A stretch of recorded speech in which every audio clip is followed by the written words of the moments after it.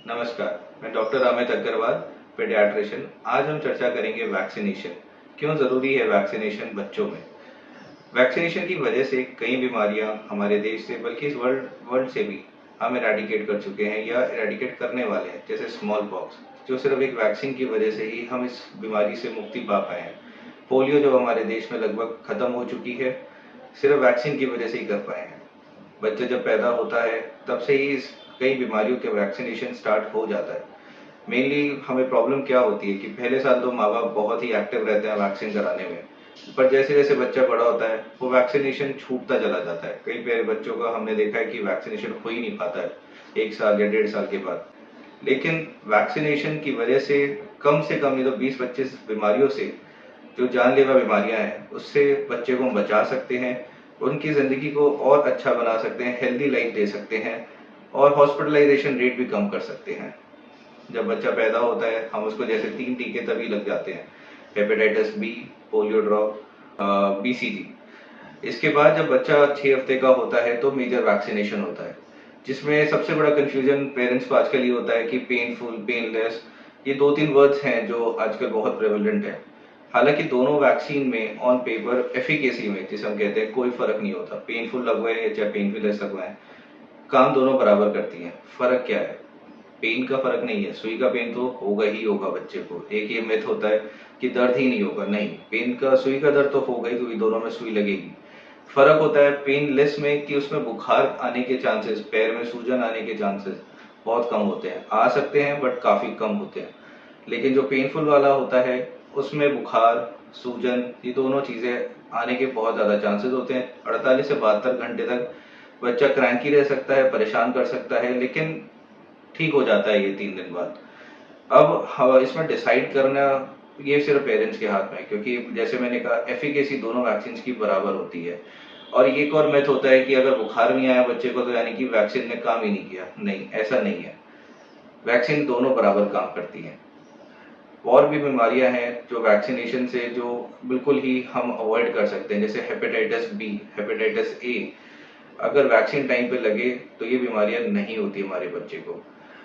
कुछ लोग वैक्सीनेशंस, अब हमारी गवर्नमेंट में बहुत सारी वैक्सीन आ चुकी हैं और गवर्नमेंट से वैक्सीनेशन कराते हैं, बट फिर भी जो गवर्नमेंट में नहीं लगती हैं वो वैक्सीन भी हमें प्राइवेट से लगवानी चाहिए, जिससे कि उसमें से भी जैसे हेपेटाइटिस ए है जो गवर्नमेंट अभी नहीं लगाती है। चिकन पॉक्स, वेरिसेला जो कॉज करता है, वो वैक्सीन अभी गवर्नमेंट नहीं इंट्रोड्यूस किया है अपने प्रोग्राम में। लेकिन बच्चे को ये वैक्सीन की बहुत ज़रूरत होती है, तो इसके लिए आपको अपने पेडियाट्रिशियन के साथ कंसल्ट करना चाहिए, आपको अवेयर रहना चाहिए। क्योंकि अगर बच्चे का आप चाहते हैं कि हेल्दी रहे, सशक्त रहे और उसे बीमारियों से मुक्त रखें, तो ये वैक्सीन बहुत ज़रूरी है।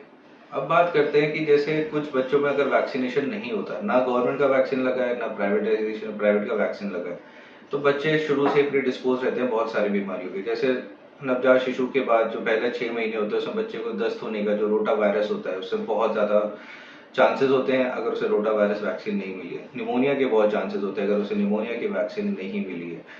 जैसे जैसे बच्चा बड़ा होता है बीमारी के चांसेस और बढ़ते चले जाते हैं। अगर बच्चे को गवर्नमेंट वैक्सीन मिला है तो उसका शेड्यूल क्या रहता है? 6 हफ्ते पे सबसे इंपॉर्टेंट जो वैक्सीन लगती है, जो गवर्नमेंट में पेंटावैलेंट के नाम से लगती है, जिसमें 5 वैक्सीन होती है हमारी, जिसमें D, P, T, hep B, hepatitis B, ये 5 वैक्सीन का कॉम्बिनेशन एक सुई के थ्रू लगाया जाता है। इसके अलावा रोटा वायरस का ड्रॉप दिया जाता है और न्यूमोकोकल वैक्सीन अलग से सुई लगती है। ये वैक्सीन 6 हफ्ते पे, 10 हफ्ते पे और 14 हफ्ते पे बच्चे पे रिपीट की जाती है। इसके बाद जो गवर्नमेंट हमारी वैक्सीन लगाती है 9 मंथ्स पे मीजल्स वैक्सीन लगाती है, MMR, मीजल मम्प्स रूबेला, जो कि बहुत इंपॉर्टेंट है। जो अभी हमने रिसेंटली देखा था, कई बच्चों में आउटब्रेक भी हुआ था, खसरा के नाम से जो मीजल बीमारी जानी जाती है। तो ये बहुत मैंडेटरी है। उसके बाद गवर्नमेंट, अगर हम गवर्नमेंट के हिसाब से चलें तो 15 महीने पे मीजल्स का बूस्टर लगता है, डीपीटी का बूस्टर लगता है और 2 साल पे टाइफाइड वैक्सीन लगती है। लेकिन इसके अलावा और भी वैक्सीन है जो हमारे बच्चों के लिए बहुत ज़रूरी है, जैसे फ्लू वैक्सीन जो 6 महीने और 7 महीने पे लगती है और उसके बाद सालाना लगाना बहुत ज़रूरी है। हमने इसी साल देखा जनवरी, फरवरी, मार्च में कि फ्लू वायरस जो था वो कितना प्रेवलेंट था, जिसकी वजह से बच्चे बहुत बीमार पड़े, हॉस्पिटलाइज हुए, यहाँ तक कि आईसीयू में एडमिट करने की ज़रूरत पड़ी। जबकि ये प्रिवेंटेबल है। अगर हम इसको ईयरली वैक्सीनेट करें बच्चे को तो ये प्रिवेंटेबल है। जो दूसरी सबसे बड़ी बीमारी है जो हमारे प्रेवलेंट है वो है हेपेटाइटिस ए वायरस, जो वैक्सीन नॉर्मली 1 साल पे लगाया जाता है। ये पानी से फैलता है, खाने पीने से फैलता है और इसका हॉस्पिटलाइजेशन रेट बहुत ज़्यादा है और ये टोटली प्रिवेंटेबल डिजीज है अगर इसका वैक्सीन टाइम पे लगाया जाए। इसके साथ ही चिकन पॉक्स जो वेरिसेला कॉज करता है या मेनिंजोकोकल मेनिंजाइटिस जो कॉज करता है, ये वैक्सीन भी अवेलेबल है। जापानीज एंसेफेलाइटिस जो यूपी बिहार में बहुत प्रेवलेंट है, ये सारी वैक्सीन अवेलेबल हैं और ये वैक्सीन लगाना बहुत बहुत ज़रूरी है।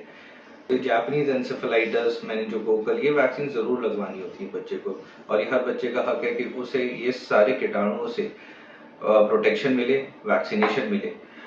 गवर्नमेंट बहुत अच्छा काम कर रही है, मैक्सिमम वैक्सीन वो अब अपने प्रोग्राम में ले आई है, लेकिन फिर भी कई वैक्सीन हैं जो अभी गवर्नमेंट शेड्यूल में नहीं है।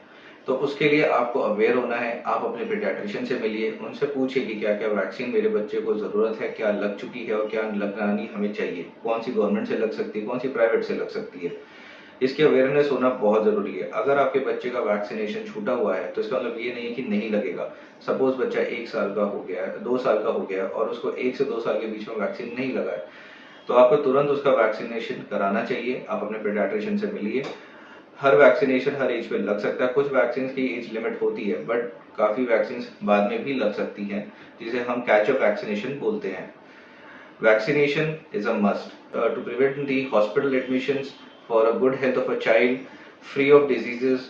You need to have a vaccination. Covid के बाद हम ये समझ चुके हैं कि अगर वैक्सीनेशन नहीं है तो हमारी ज़िंदगी में हमें बहुत सारी दिक्कतें हो सकती हैं हेल्थ से। आई होप ये वीडियो आपके लिए रेलेवेंट रहे, इन्फॉर्मेटिव रहे और थोड़ी अवेयरनेस क्रिएट कर पाए वैक्सीनेशन के लिए। और मैं उम्मीद करूंगा कि आप अपने बच्चों का vaccination card, vaccination status check करेंगे, दोबारा से कंसल्ट करेंगे और जो मिस है उसे आप लगवाएंगे। Thank you.